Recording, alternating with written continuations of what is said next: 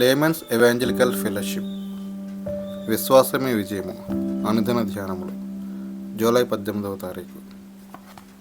ఇతరుల కొరకు వేడుకొనుట. మరియు ఎస్తేరు రాజు ఎదుట మనవి చేసుకొని అతని పాదముల మీద పడి అగాగేయుడైన హామాను చేసిన కీడును, అతడు యూదులకు విరోధంగా తలంచిన యోచనను వ్యర్థపరచుడని కన్నీళ్లతో అతనిని వేడుకొనగా. ఎస్తేరు 2వ అధ్యాయం 3వ వచనం. యూదులు వాగ్దాన ప్రజలు. ఎవరైతే యూదులను నశింపచేయాలనుకున్నారో వారే నశించిపోయారు. ఆలయమును కట్టిన తర్వాత సుమారు 30 సంవత్సరముల అనంతరము ఇప్పుడు పర్షియా దేశంలో యూదులు ఉన్నారు.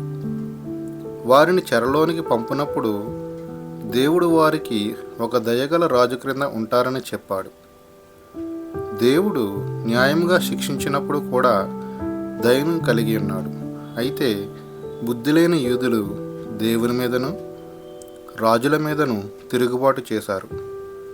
విలపించు ఇర్మియా ప్రవక్తను వారు అవమానపరిచారు.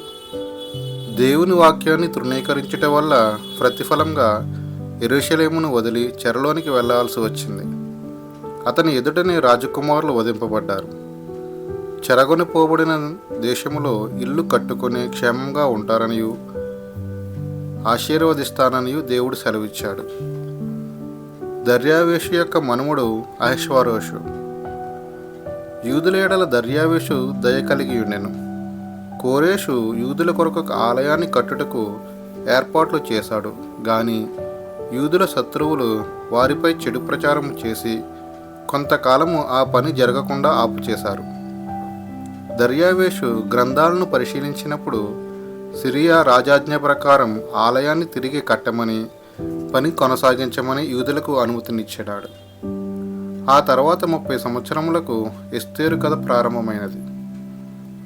ఇక్కడ రాజుకు సన్నిహితుడైన హామాను మొర్దెకై అను యూదుడు లేచి తనకు నమస్కరించలేదని అవమానపరిచినట్లు భావించాడు.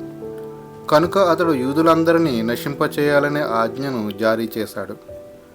తన ప్రజల కొరకు కన్నీటితో ఎస్తేరు వేడుకుంటున్నది. మన వారి కొరకు మనకు కన్నీళ్లున్నాయా? రాజు ఎస్తేరు అభ్యర్థనను అంగీకరించాడు. ఆమె కోరిక ప్రకారము రాజముద్ర ఇవ్వబడినది.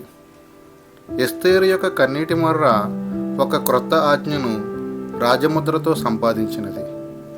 పాత ఆజ్ఞను కొట్టివేస్తూ అది దేశమంతా త్వరితగతిని వ్యాపింపజేసింది. సాతాను దేవుని పిల్లలను నాశనం చేయాలని చూస్తాడు. కానీ మనము దేవుని ముద్రతో కూడిన విడుదల కలిగి ఉన్నాము. మనము దైవ ప్రత్యక్షతతో మాట్లాడాలి. మన మాటలు సాతాను యొక్క ముద్రను పగలగొట్టే దేవుని మాటలుగా ఉండాలి. నశించువారి కొరకు కన్నీటితో దేవుని వేడుకొనినప్పుడు ఆయన నీ ప్రార్థన వింటాడు. ఎన్ దానియేలు గారు.